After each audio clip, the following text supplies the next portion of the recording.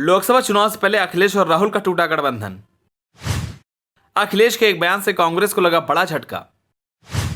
UP में भारत जोड़ो न्याय यात्रा के कदम रखने से पहले अखिलेश ने दिया बयान। अखिलेश बोले, इस यात्रा में हिस्सा नहीं लेने वाले हैं। क्या अखिलेश और राहुल के बीच शेयरिंग को लेकर नहीं बनी बात? चलिए आपको बताते हैं अखिलेश यादव ने क्यों कही इतनी बड़ी बात। कांग्रेस की भारत जोड़ो न्याय यात्रा मणिपुर से शुरू हो चुकी है। कुछ ही दिनों में भारत जोड़ो न्याय यात्रा राहुल गांधी उत्तर प्रदेश लेकर पहुंच जाएंगे। इस यात्रा के जरिए कांग्रेस की पूरी कोशिश है कि यूपी में फिर पार्टी को मजबूत किया जाए, लेकिन ये यात्रा यूपी पहुंचने से पहले ही कांग्रेस को एक बड़ा झटका मिल गया। अखिलेश यादव ने भारत जोड़ो न्याय यात्रा को लेकर बड़ा बयान दिया है। अखिलेश यादव के इस बयान से साफ हो गया है कि अखिलेश यादव का जल्द इंडिया गठबंधन से नाता टूटने वाला है।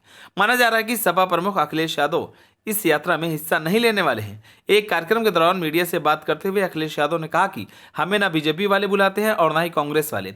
उनके बयान का साफ मतलब है कि कांग्रेस ने अभी तक सपा को यात्रा का निमंत्रण नहीं दिया है। इसी के साथ ही अखिलेश यादव ने आगे कहा कि समाजवादी पार्टी कार्यकर्ताओं द्वारा पीडीए यात्रा और पीडीए पंचायत शुरू की जाएगी। जिस तरह से संविधान और लोकतांत्रिक मूल्यों को नष्ट करने की कोशिश की जा रही है, ऐसे में पीडीए की यह यात्रा हमारे संविधान के रक्षक के रूप में काम करेगी। समाजवादी पार्टी ही एकमात्र ऐसी पार्टी है जो समाजवादी मूल्यों की रक्षा कर रही है। आपको बता दें कि इसके ऊपर सपा ने चुनावी मौसम में अपनी खुद की यात्रा निकालने की बात कह दी है। पार्टी संविधान बचाओ देश बचाओ यात्रा शुरू करने जा रही है। ये राज्य के अलग अलग इलाकों से निकलेगी। वैसे इस समय कांग्रेस और सपा के बीच में सीट बंटवारे को लेकर भी विवाद चल रहा है। जब से कांग्रेस ने बसपा को भी गठबंधन में शामिल करने की कोशिश की है, दोनों ही पार्टियों के बीच में रिश्ते तल्ख हो गए हैं। दोनों ही पार्टियां साथ बैठने वाली हैं। माना जा रहा है कि सीट शेयरिंग को लेकर चर्चा होगी। इससे पिछली बैठक ऐन वक्त पर कैंसिल कर दी गई थी। अब सीट शेयरिंग को लेकर जो विवाद है वो सिर्फ यूपी तक सीमित नहीं है। इस समय पश्चिम बंगाल में भी सीटों को लेकर कुछ भी फाइनल नहीं हो पाया है। ममता 2 से 3 सीट से ज्यादा देने को तैयार नहीं है, तो वहीं कांग्रेस 7 से कम पर मानने को तैयार नहीं। इसी तरह दिल्ली में आप और कांग्रेस के बीच में भी समझौता नहीं हो पाया है। पंजाब में तो अंदरूनी लड़ाई भी शुरू हो चुकी है। आपको बता दें कि अखिलेश यादव पहले ही यह साफ कह चुके हैं कि सूबे में इंडिया गठबंधन का नेतृत्व सपा ही करेगी। सपा के गठबंधन का नेतृत्व का सीधा अर्थ अधिक सीटों पर दावेदारी है। सपा 65 सीटों पर चुनाव लड़ने की दावेदारी कर रही है। सपा की कोशिश है कि कांग्रेस और आरएलडी को 15 सीटों पर मना लिया जाए। वहीं यूपी कांग्रेस के नेता सपा के बराबर सीट चाहते हैं। यूपी कांग्रेस के नेता 2019 में सपा बसपा गठबंधन का जिक्र करते हुए यह तर्क दे रहे हैं कि अखिलेश यादव जब मायावती की पार्टी को अधिक सीटें दे सकते हैं, तब हमें क्यों नहीं दे सकते। वहीं कांग्रेस के केंद्रीय नेता करीब 25 सीटों पर दावेदारी के पक्ष में है। सपा ने 37 और बसपा ने 38 सीटों पर उम्मीदवार उतारे थे।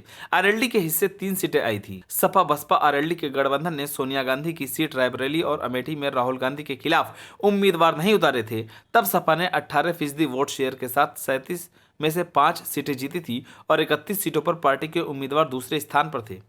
एक सीट पर पार्टी तीसरे स्थान पर रही थी। सपा को कुल 1,55,33,620 वोट मिले थे। कांग्रेस ने सूबे की 80 में से 67 सीटों पर उम्मीदवार उतारे थे। पार्टी 6.4% वोट शेयर के साथ केवल एक सीट ही जीत सकी और 3 सीटों पर दूसरे स्थान पर रही। कांग्रेस को कुल 54,57,269 वोट मिले थे और 58 सीटों पर पार्टी के उम्मीदवार तीसरे स्थान पर रहे। कांग्रेस के टिकट पर यूपी से केवल सोनिया गांधी ही चुनाव जीत सकी और तब पार्टी के राष्ट्रीय अध्यक्ष रहे राहुल गांधी अपनी सीट भी नहीं बचा पाए थे। पिछले लोकसभा चुनाव और 2022 के यूपी चुनाव में प्रदर्शन को आधार बनाकर सपा कांग्रेस को अधिक सीटें देने के पक्ष में नहीं है। यूपी कांग्रेस के नेता शीर्ष नेतृत्व ये कह चुके हैं कि 30 सीटों से कम पर सपा से बात नहीं बन पाएगी। अब देखना होगा कि दोनों दलों के नेताओं के बीच सीट शेयरिंग को लेकर जब बातचीत होती है तो क्या फार्मूला निकलता है। आप सभी को क्या लगता है, अखिलेश यादव को कांग्रेस के साथ मिलकर लोकसभा चुनाव लड़ना चाहिए या नहीं? हमें कमेंट कर जरूर बताएं। अगर आप नए हैं तो हमारे चैनल को सब्सक्राइब करें।